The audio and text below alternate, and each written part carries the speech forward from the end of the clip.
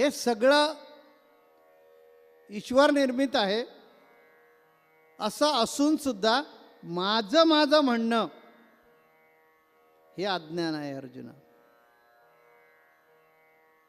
त्या ज्ञान, विज्ञान आणि अज्ञान हे अशा प्रकारे 3 प्रकारचं ज्ञान आहे की आपलं काहीच नाही, हा हात सुद्धा आपला नाही आहे. या विश्वातली कुठलीही वस्तू आपली नाही आहे हे माहीत असून सुद्धा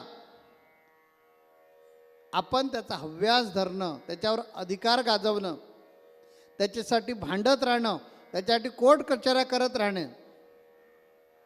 त्याच्यासाठी एक दुसऱ्याचा जीव घेणं हे अज्ञान आहे. अज्ञान.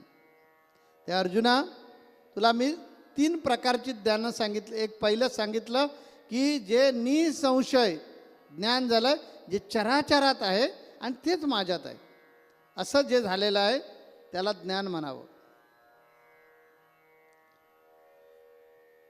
जे हे विश्व चालवण्यासाठी की या विश्वाच्या पसाऱ्यामध्ये आपली जडणघडण करण्यासाठी, लौकिकदृष्ट्या जडणघडण करण्यासाठी जे आपण ज्ञान वापरतो त्याला विज्ञान समजावं किंवा प्रपंच ज्ञान समजावं.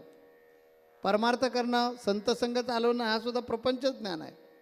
आमचं सेवा केंद्र आहे आणि आमच्या सेवा केंद्रामध्ये अनेक लोक आले पाहिजेत, आमच्या सेवा केंद्राचा TV व्यवस्थित लागला पाहिजे, सर्व्हर फी भरली पाहिजे, नाहीतर आमचा संतसंग बंद पडेल.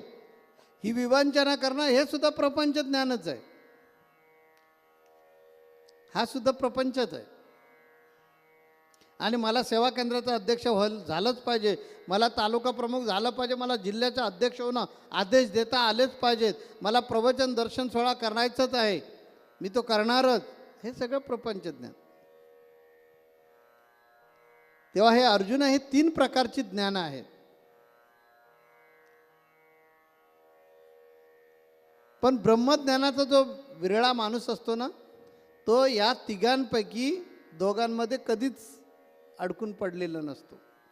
म्हणजे प्रपंच ज्ञानामध्ये पण तो अडकत नाही, ज्याला आपण विज्ञान म्हणतो, त्या विज्ञानामध्ये पण अडकून पडत नाही आणि अज्ञानामध्ये पण अडकून पडत नाही. तो निसंदेह